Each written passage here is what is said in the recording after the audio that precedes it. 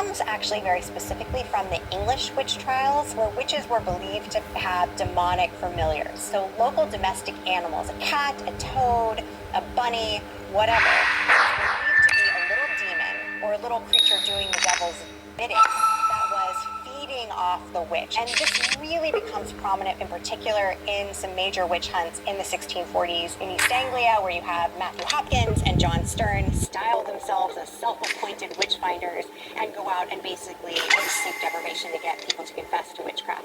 Any of you who have ever owned a cat will know they are finicky creatures. They have a mind of their own. They do their own thing. Also, cats have always been sexualized. We'll all know the slang that is associated with cats, and that's another thing that gets them kept up to the forefront of being associated with witchcraft. Probably the most recognizable object associated with a witch is, of course, the witch's hat. But I have to say, historians aren't entirely sure where this comes from. Some people have posited that it's related to kind of an exaggeration of the types of caps people would have worn during the time period. Maybe it has some anti-Semitic roots. Maybe it's just, frankly, a very good way to mark someone as different than others in society. But they do show up only rarely in pamphlets from and woodcuts from the time period, but they have certainly become dominant norms in today's society. So happy Halloween. This question is from @HolySchnitz. Googling how to spot a witch. Let's imagine I am a minister and it is 1630s in a small town just outside of Edinburgh, Scotland, and I am advising my parishioners on how to spot a witch. And it's very important they do so. We want to avoid divine wrath. What I might tell them is, if you hear a woman who's on the margins of society in some way, maybe she's widowed, maybe she's poor, maybe she's just cantankerous, maybe you're skipping out on church, maybe you're Sabbath breaking. But if you're an ordinary person, you're really looking for a witch if something bad happens. If your cow dies, if your child dies, if your husband goes impotent, you might think back to yourself and think, did someone do me wrong? Did something happen that could have been perceived to be an act of harmful magic? You might think you had a neighbor who you quarreled with, and did that neighbor fit the bill of someone who could be a witch? And that would help you identify who the witch was.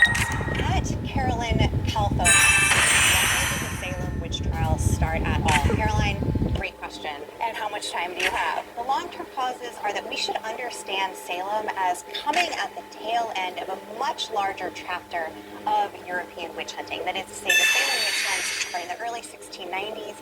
By this point, most places in Europe have already hit their peak of witchcraft, and witch trials are starting to decline. Salem is very much part of this story, part of the circulation of all these demonological ideas about witches, about the devil, and the ways that they might interact in the world. And of course, when people come from England to colonized lands in New England and elsewhere, they're bringing with them those ideas. The other sort of long-term causes are the Puritan desire to build a city upon a hill. When you have the major wave of Puritan migration in the 1630s, you have people coming who want to build a truly pure, truly godly society, and that takes zeal. They see themselves as fleeing persecution back in England and coming into the New World in order to build something better and more godly. And if you want to build something better and more godly, you have to be on the lookout for any threats from the devil.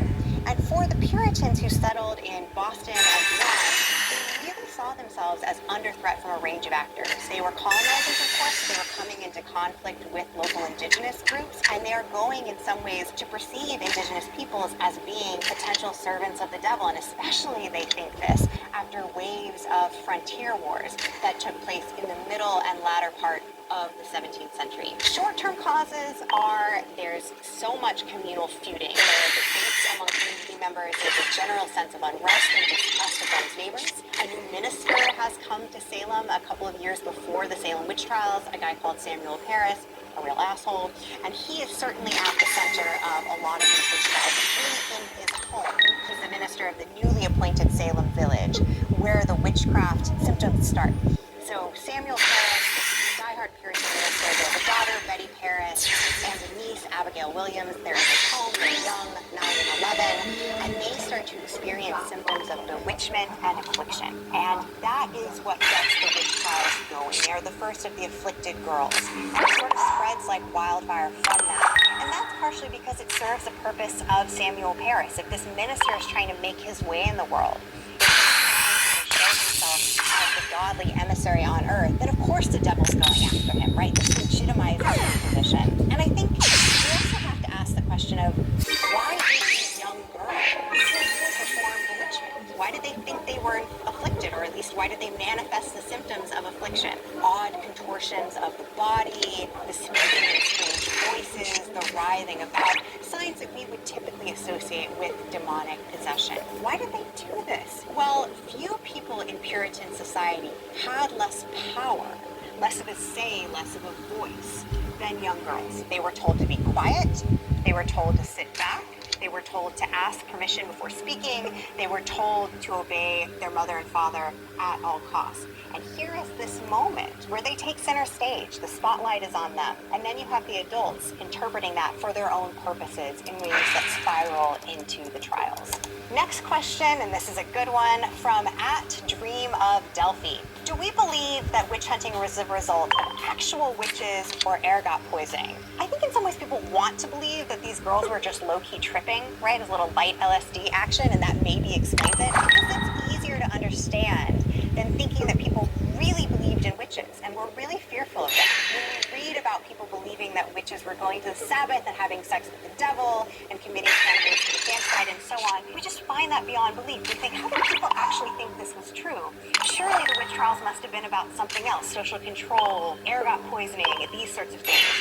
But in reality, this was a serious belief in the time period. People genuinely believed in witches, and they genuinely believed that people who were guilty of witchcraft needed to be eradicated from the earth. And there's also no evidence that they were tripping on poison rye.